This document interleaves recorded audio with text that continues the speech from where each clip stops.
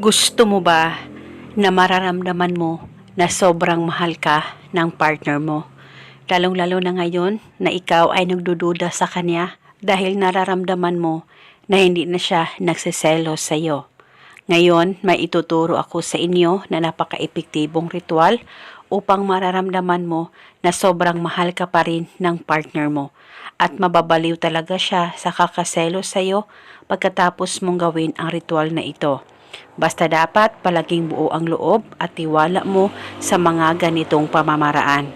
Pwede mo ito gawin sa kahit na anong araw o oras na gusto mo. Ang gagawin mo lamang, kumuha ka ng kahit na anong kulay na panulat at isulat sa palad mo ang kanyang tunay na pangalan at apelido ng isang beses lamang. At pagkatapos, kumuha ka ng kaunting asukal, white o brown sugar ay pwedeng gamitin at ilagay lamang ito sa palad mo na may nakasulat na pangalan niya. At pagkatapos mo nang malagay ang asukal dyan sa palad mo, ilapit ang palad mo sa baba mo, pakaisipin mo siya ng mabuti, mag-focus at mag-concentrate ka at dapat wala kang ibang iniisip kundi ang mahal mo o ang target lamang. At pagkatapos ay ibulong mo ang mga salitang ito. Pangalan at apelido sa tulong at kapangyarihan nitong asukal.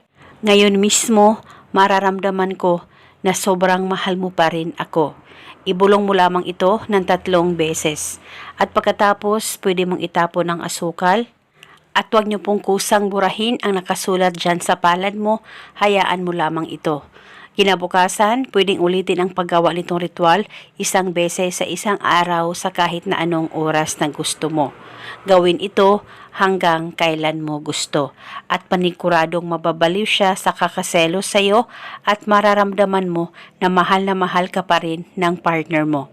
Basta tiwala lang at dapat walang pagdududa o pagdadalawang isip na gawin ito.